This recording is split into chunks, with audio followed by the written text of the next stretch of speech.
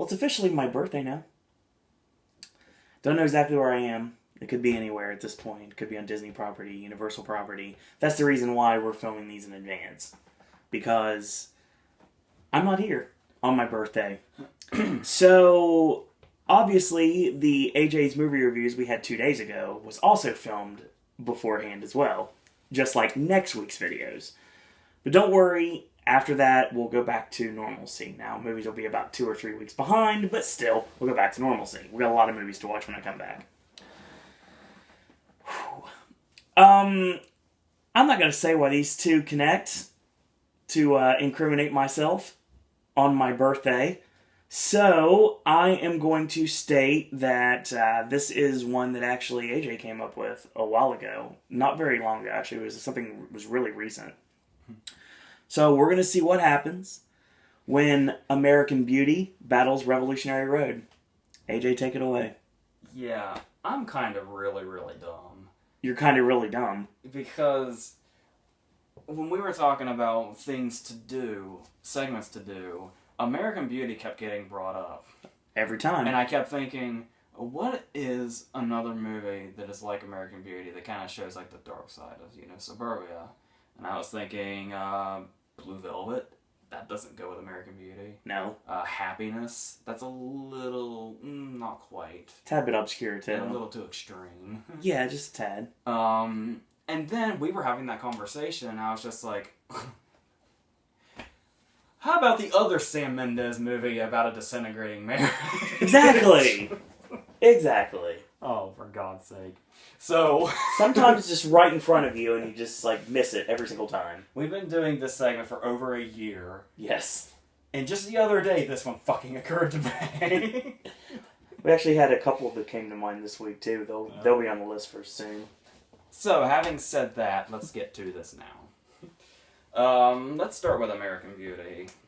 Oscar Juggernaut, American Beauty. Yes. As you can see there at 1.5, picture and director for Sam Mendes, and actor for Spacey, his second, and original screenplay. And we'll get into the fifth one a little later when I'm going down the things here. We start with an opening that kind of throws us in one direction we think this movie might be going, but it may or may not go into a different one. The opening scene, we see Thora Birch through a video camera, and she's talking off screen with Ricky about how she's tired of her dad and how, she needs a role model, and her Alan Ball's brilliant teenage dialogue of, not a guy who's going to spray his shorts every time I bring a girlfriend home from school. The teenage dialogue in this is very interesting. Alan Ball, very interesting. Enjoy your Oscar. No, that's not a criticism either. I'm just saying it's funny to me. I just wanted to see him writing it in his house in a dark room. If guys look at me and want to fuck me, it means I have a good chance of being a model. Yes, I got it. I have no idea what Alan Ball looks like either, so a whole different array of things are going through my head. Anyway. This is setting it up that, Janie is hiring Ricky to kill Lester. Because he just kind of says, do you want me to kill him for you? And she has Thora Birch just has that really, if looks could kill look she gives to the camera and just says, yeah, would you? And then we go into probably one of the more famous opening narrations I can think of. The overhead shot of the neighborhood and him saying, I'm Lester Burnham, this is my neighborhood, this is my life. In less than a year I'll be dead, and I don't know that yet.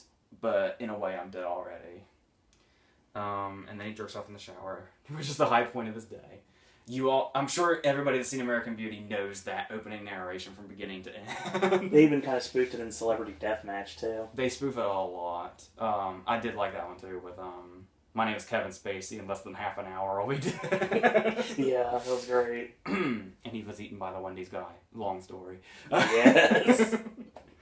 Anyway, back to American Beauty again. We basically get to see his we get to meet all the kind of the characters at the same time here. We have Lester, we have his wife Carolyn, who basically hates him. Obviously, we met Thora Birch's character Jane earlier, who also hates him. And then we have the Fitzes, who are moving in next door, and we have the next door neighbors, who are a gay couple played by Scott Bakula, and I know that other guy, but I can't think of who he is off the top of my head. And basically everything's going to kind of take place within the vicinity of these people's lives in one way or another. Now, okay, where do I start with this exactly? Obviously what it comes to is they go to Jane's kind of, I guess it's like a cheerleading competition of sorts. Where you have her best friend, who is like, I guess, kind of the head cheerleader, at least that's what it looked like within the routine. Angela, who is Mina Suvari. And Mina Suvari becomes the object of, Angela becomes the object of Lester's affection. And desire, really. Which catapults him into a midlife crisis. Which, obviously, he knows he's been coming towards for a long time now. In all senses of the word. And this is also furthered by the fact that he meets Ricky, who is the kid next door, who eventually starts banging his daughter.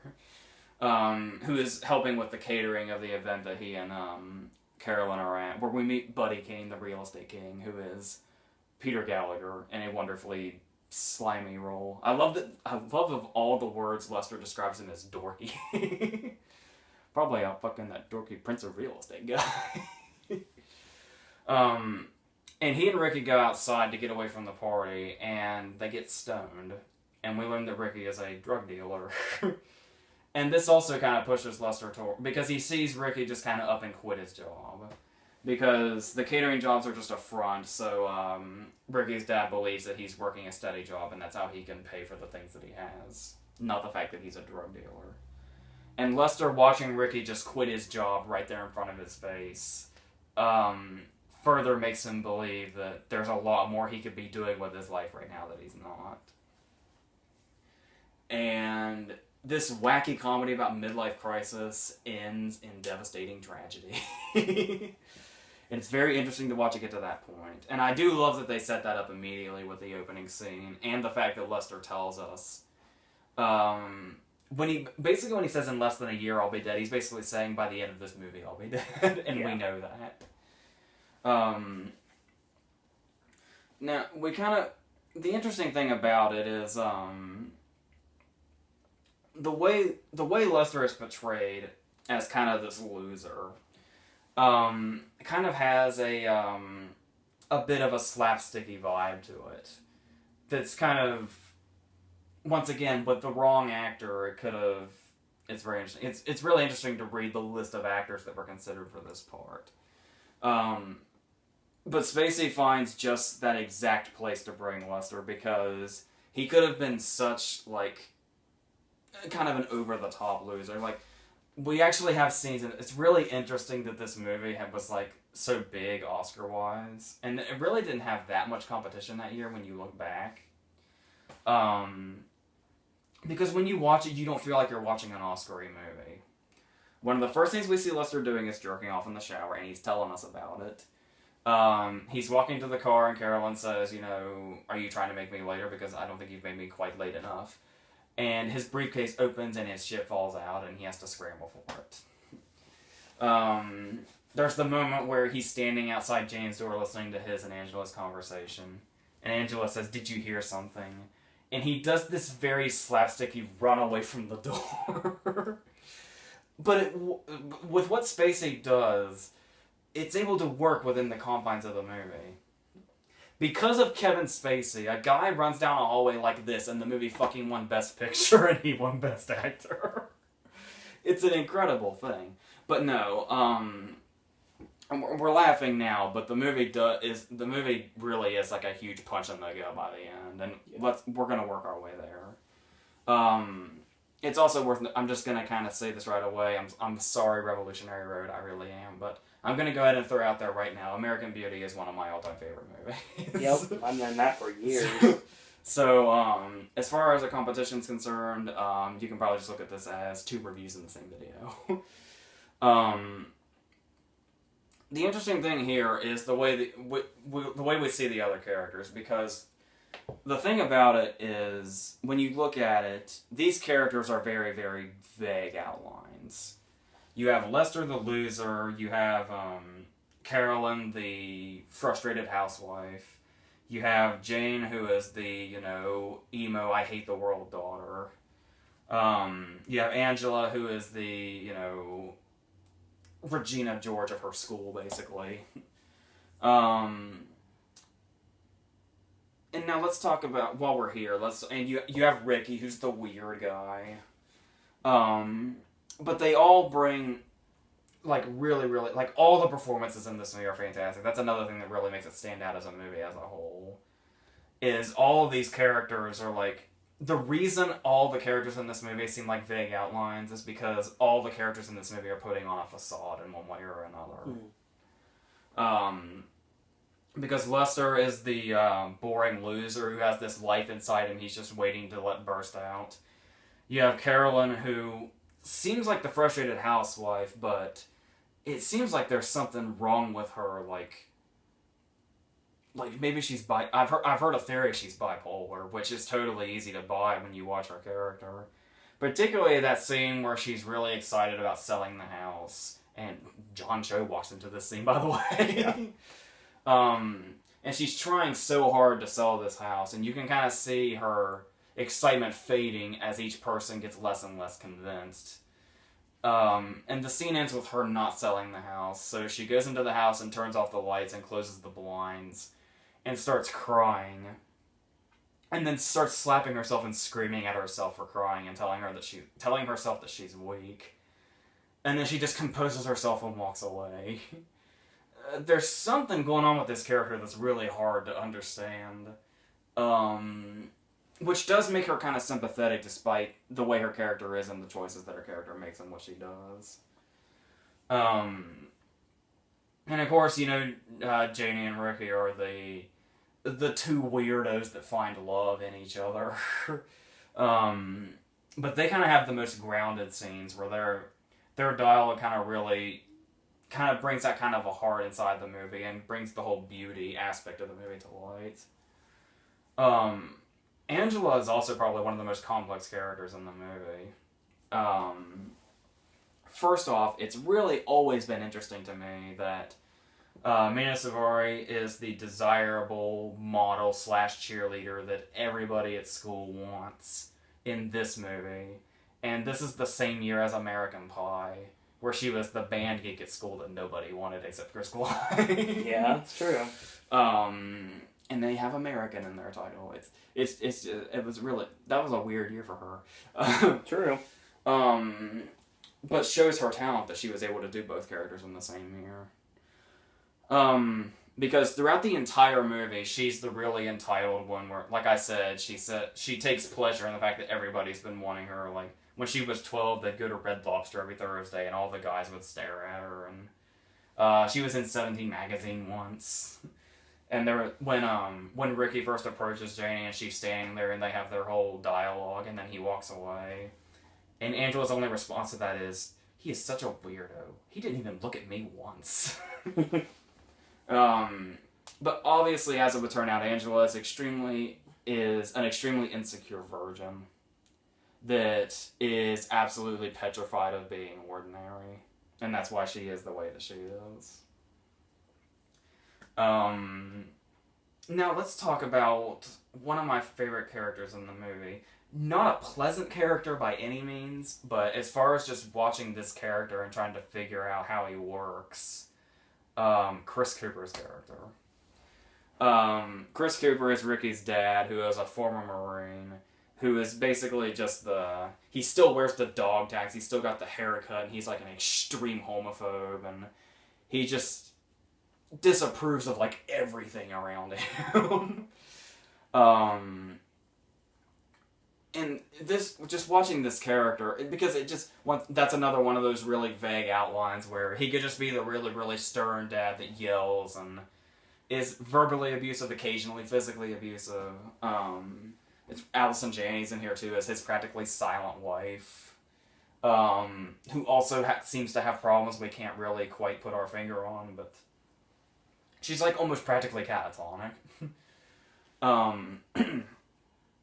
But there are a couple of interesting things regarding, well, first off, we have the scene where Frank meets the next door neighbors, and they introduce themselves, and they say, like, this is my partner, and he kind of says, okay, what are you selling? And then when they don't quite figure out what he's talking about, he says, well, you said that was your partner, what business are you in? And then he's driving Ricky to school, just going on this big homophobic tirade. Now, talking about this real quick, yeah, it does seem kind of a cop-out to jump right to the fact that, of course he's a closeted homosexual, and that's why he is the way that he is, and that's what's revealed later. But there's still something that Chris Cooper really brings to this part. Two scenes really stand out. One of them is, Ricky's just been out with Janie, and he comes home, and Frank and Allison Janney are sitting on the couch, and they're watching TV, and Frank is kind of bent over on his knees, and he's laughing. But then as soon as Ricky comes in and sits on the couch next to him, he gets his posture right back up, and he folds his arms in front of him and looks really serious for the rest of the scene. Like, he doesn't want Ricky to see him, like, loosened up. And then there's that second scene where he, obviously because of Ricky's drug habit, he has him taking, like, piss tests every 6 months. So he comes up and says, it's been 6 months, you gotta give me another test. And then he starts to say something. He says, like, he kind of has this, sympathizing look on his face and just says, well, and it looks like he's gonna say something, like, really heartwarming or, like, have a really nice father-son moment with Ricky. And he only gets as far as and then there's a long pause, and then he says goodnight and walks away. And we don't know what that was gonna be, but there's something really sensitive to Frank's character that we never get to see because he's hiding himself in testosterone, basically. Which probably eventually circles back around to the fact that we learn that, I believe the theory is when he was, like, off in war or something, he had a gay experience and realized that about himself. And then when he came back, he was really, really hiding himself in that massive homophobic personality. Like I said, that is kind of a cliche and seems obvious, but Cooper here just really, really brings it to this character. That scene in the garage with Lester, he just, like, really, really breaks your heart. Yeah, now, another interesting thing here is, well, first off, I know you're a big Lolita fan. Yes. And obviously the story is about an older guy that goes after the younger girl. Yeah. That's also kind of underage, depending on where you are, I guess. Yeah. It's worth noting, obviously the scene at the end where he and Angela are finally getting ready to do it, and then she says, "This is my first time." And that totally snaps Lester out of it, and he decides not to do it, and he wraps her in a blanket, and he says, you're amazing and you're beautiful, but this really shouldn't happen. Mm. And he doesn't go through with it. It's a little cheesy, but yeah. It's worth noting that if you mix up the letters in Lester Burnham, you get the words Humbert learns. Nice. So, there's that. That's pretty awesome, I won't lie about that. Yes, way to go, Alan Ball. You're earning that Oscar again. And now, that fifth Oscar one I wanted to talk about, wasn't editing, like you would expect a Best Picture win. Yeah. It was cinematography, actually. I buy that completely. Yes. That's another thing that really stands out here is when you think about a movie that kind of, peeks behind the curtain of suburban life, as they like to say, you don't expect a movie that's so fucking well shot as this. It's true. Like, the cinematography is amazing. And just, like, there are many that stand out. One of my favorite movie shots, probably in movie history, is the scene where we think Carolyn is coming to the house to kill Lester, and she's sitting outside the house. And she rolls her window down, and we see that shot of the rain and the red door. That shot is fucking amazing. Yeah. And then we have, the way the camera moves, too. Like, one of the great shots in the movie that also, not only is just a great shot, but it really speaks volumes about the characters involved in this scene. It's the scene where they look out the window and they see that Ricky has written the word Jane in his backyard in fire. And Jane says, "Oh my god, I'll bet he's spying on us right now and he's recording us." So naturally, Angela, being her desperate self, takes this opportunity, because she's just in like a tank top and her underwear. She opens the curtains and starts dancing in the window. And we do see that he is filming from across the way. But we see this from the camera's point of view. The camera goes past Angela's body, and we see Janie sitting down and her reflection in a mirror that's on a desk in front of her, and she's smiling. That's a really, really great shot. And like I said, not only is it just a well choreographed shot, but it just, everything about all three of those characters is said silently with the way that scene was shot.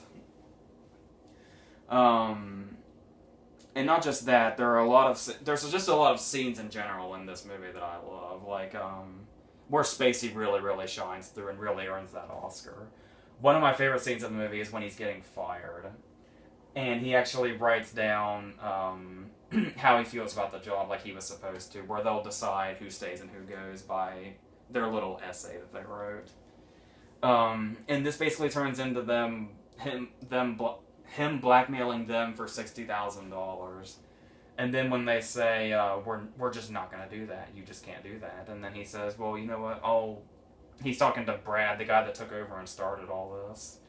And he says, well, you know, I'll just throw in a sexual harassment suit to boot. And he's like, well, who are you going to accuse? Who are you going to, put this suit on? And he says, on you. And we see him victoriously walking out with his I just got fired brown box of shit. And then goes and gets the job at Mr. Smiley's because he wants to relive his days of flipping burgers and getting laid. Some people don't grow out of that. Yeah. So, anyway. The first part, not the second. The asparagus scene. The great thing about this scene is how much it escalates.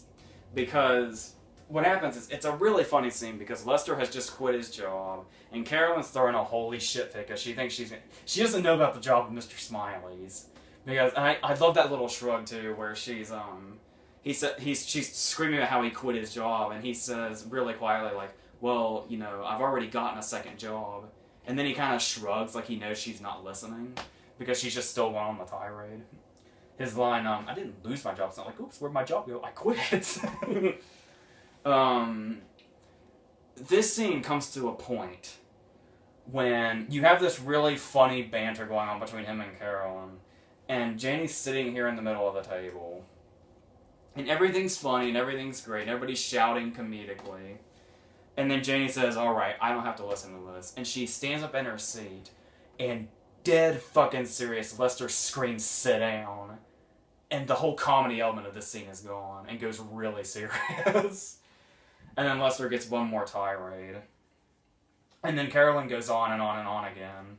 And through this whole scene, Lester has been saying, will somebody pass the asparagus? And it's getting more and more intense. He has to get louder and louder. Will somebody please pass me the fucking asparagus? And then finally, when he shuts the whole room up with telling Janie to sit down, he gets up, walks to the end of the table, and picks up the asparagus from in front of Carolyn and starts putting it on his plate. And then Carolyn goes into another tirade. And what I read, I don't know if this is true, but I've read it in multiple places. What was supposed to happen here was Spacey was supposed to stand up with the plate of asparagus and then dump it in the floor and shut everybody up and then say, don't interrupt me. But Spacey, in his infinite genius, his Oscar-winning genius, took the glass plate of asparagus and threw it against the wall and shattered it.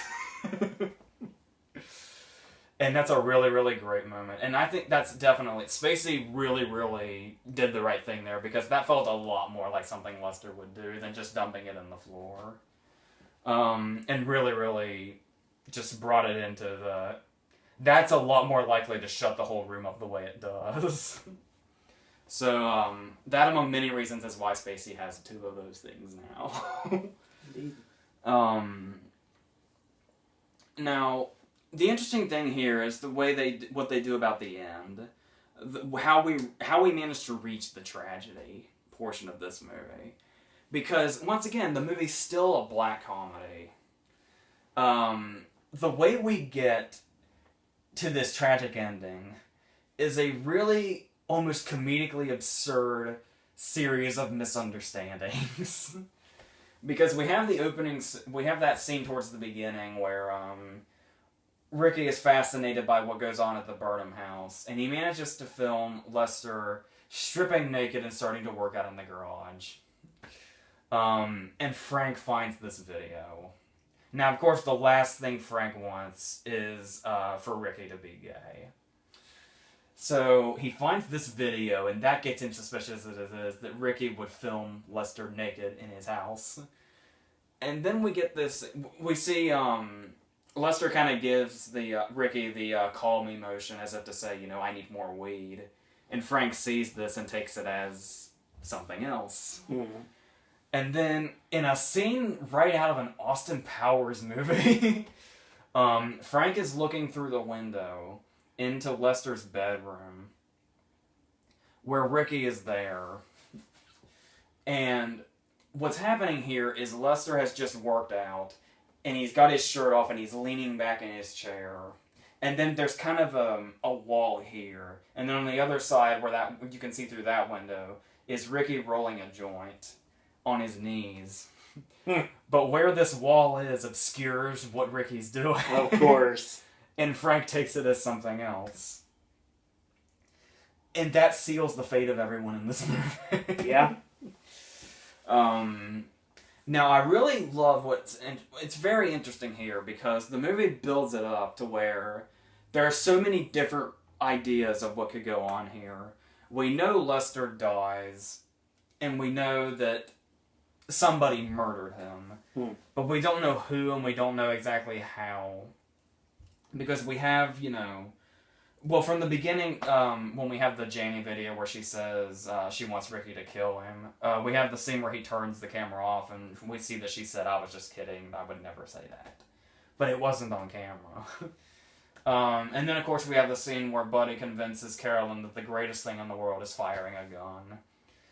So we see her eventually get her own gun, and she puts it in her purse, and she's driving to the house, screaming at her self-help tapes, "Lester, I refuse to be a victim." So all these things are coming together, and any one of these people could be the one that kills Lester.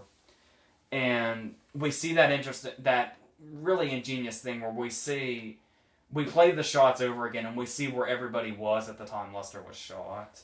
Like, Janie and Ricky were in bed, and Angela was in the bathroom, and Carolyn was still walking up to the house. She hadn't gotten inside yet. And then we see that it was Frank. Because of the whole... Not only was it because he thought he had turned Ricky gay and they were gay together, but Lester had basically refused his advances in the garage. So it all just kind of came together there. Apparently there was an alternate ending. Like, the original ending of the script was the police found the Janie tape, and her and Ricky got put on trial for the murder. That would have been a weird way to end it. But, yeah. No, they obviously ended it the perfect way, where...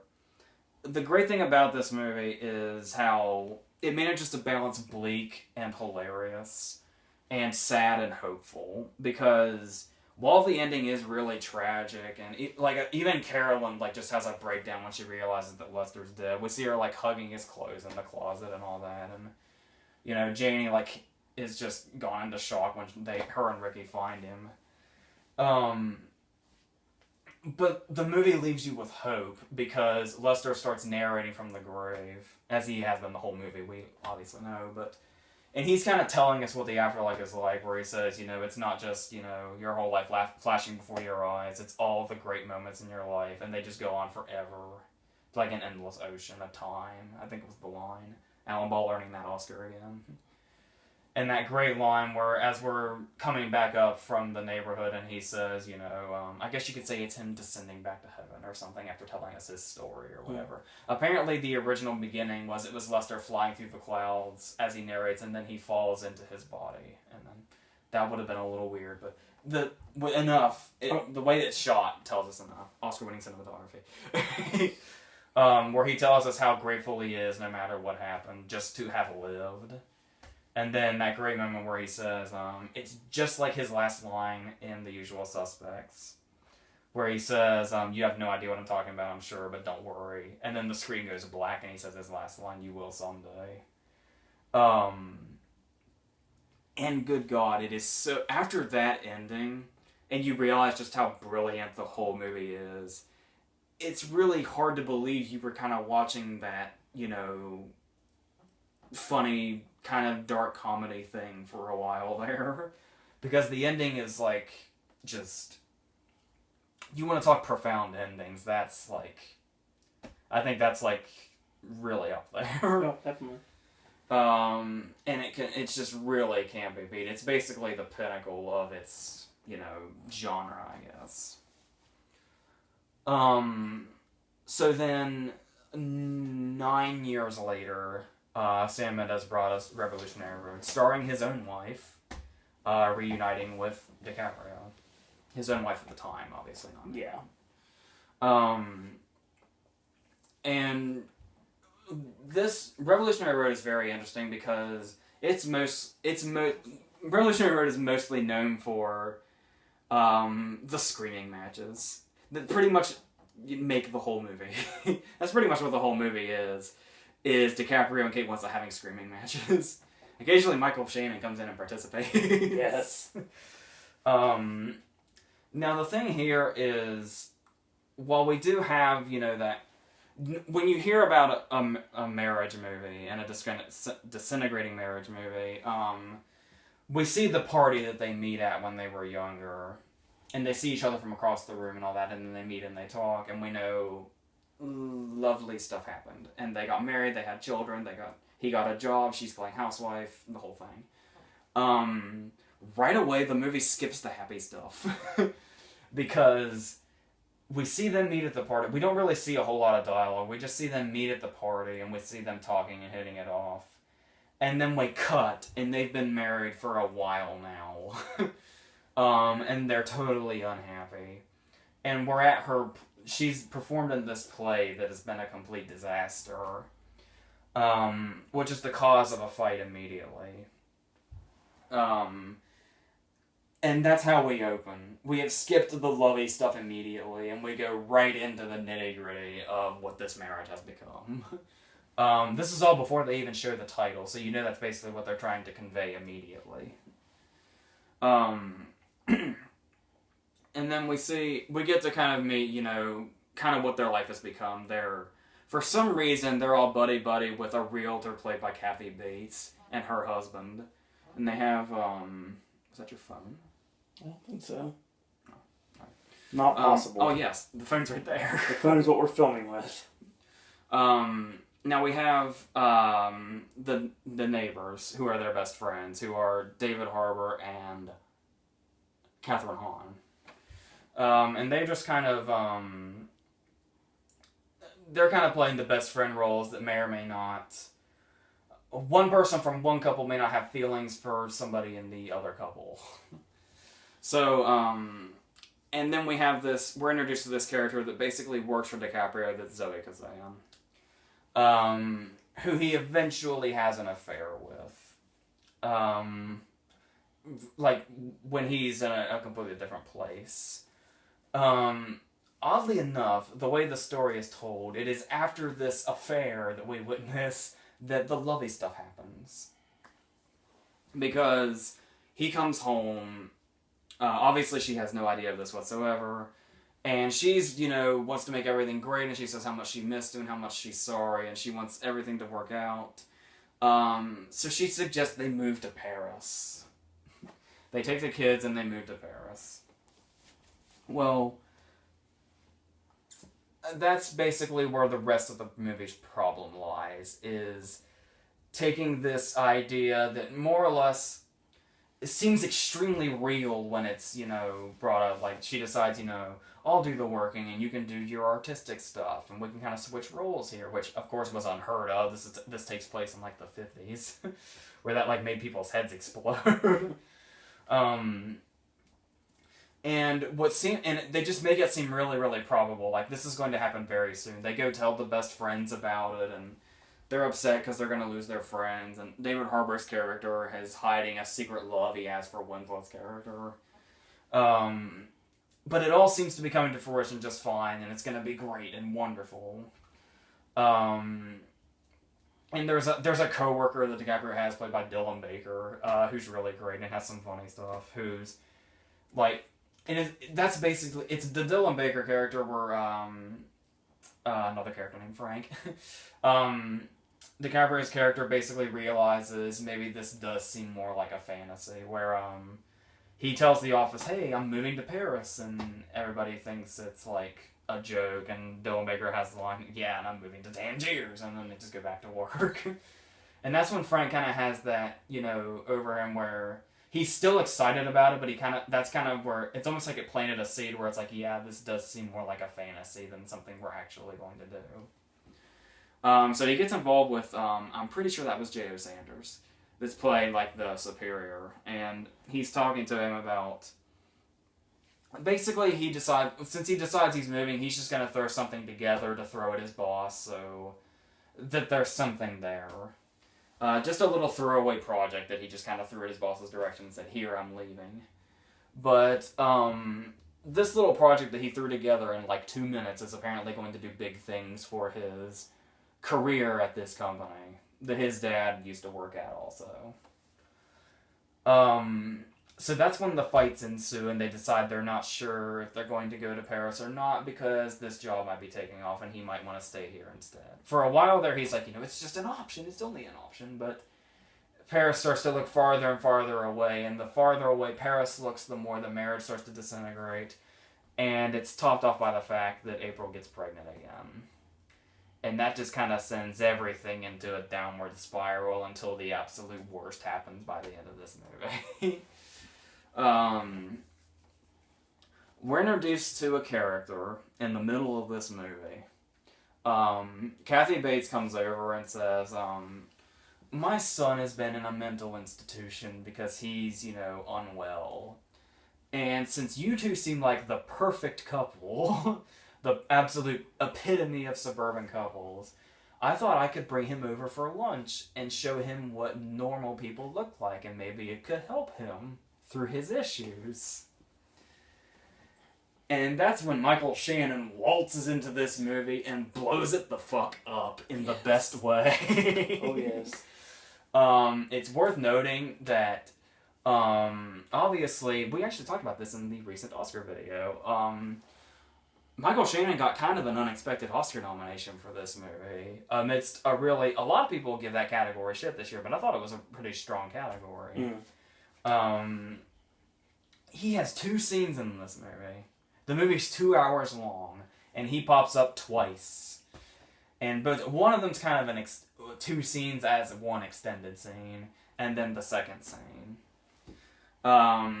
Where the first time they meet him, they're kind of walking through the woods, and they're telling him everything, and he's kind of talking to them, and it's clear he's got problems. He's got something wrong with him, but they kind of see him as the one person that really understands where they're coming from and why they need to move to Paris and why they're making their decisions and doing what they're doing. So they're under the impression that they have a friend in him. However, this is before she gets pregnant again. Which the second time we see him, they have brought that family together to announce the news to them because it's so happy.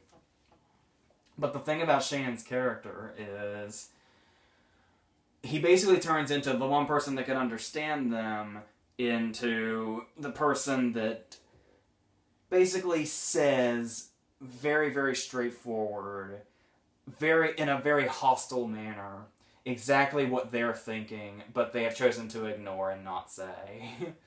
Like the fact that their marriage is shit, and they practically hate each other, and when this kid comes out, he's going to have the most horrible life imaginable. Shannon's last line in the movie is, if there's one thing that I'm really, really grateful for, it's that I'm not gonna be that kid.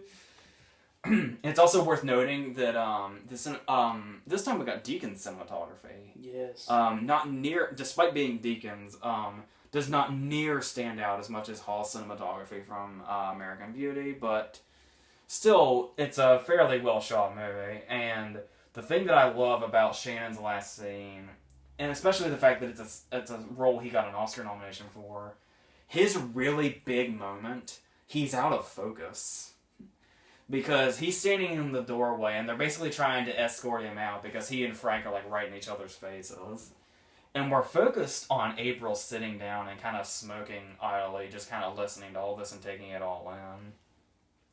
And Shannon is in the background, kind of blurred, out of focus, doing his big tirade scene.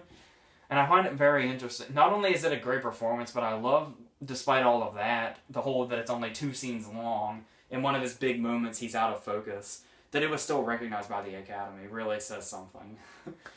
And I love it.